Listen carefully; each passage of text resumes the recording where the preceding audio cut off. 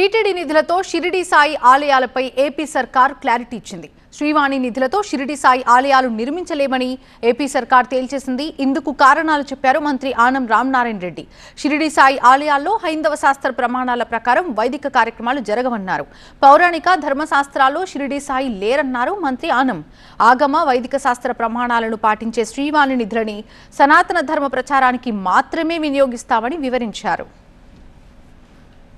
మామూలుగా మనకున్నటువంటి వైదిక ప్రమాణాలు ఆగమ శాస్త్రాల ప్రకారం అయితే హిందూ ధర్మాదాయ దేవాదాయ ఆలయాలు వాటి పరిరక్షణలోనే ఈ యొక్క శాఖ పనిచేయాలి.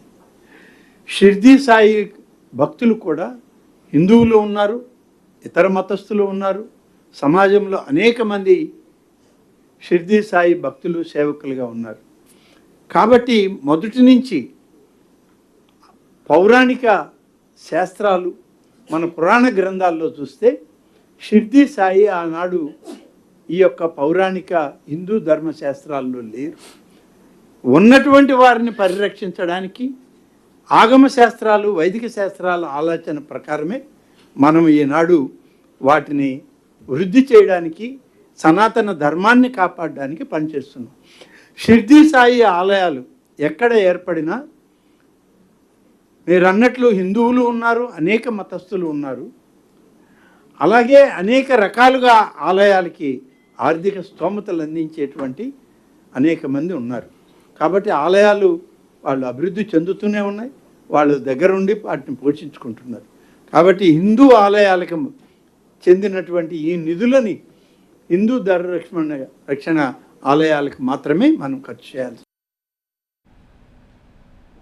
నెల్లూరు ఆత్మకూరు టిడ్కో కాలనీలో తొలి ఆలయం నిర్మితమవుతోందని, జూలైలో ఆలయాన్ని ప్రారంభిస్తామని తెలిపారు. ఆలయాల్లో ధూప దీప నైవేద్యం కోసం నెలకి 10,000 ఇస్తామని, ఆలయాల పునర్నిర్మాణానికి సర్వశ్రేయోనిధి కార్యక్రమం ఏర్పాటు చేశామని వివరించారు.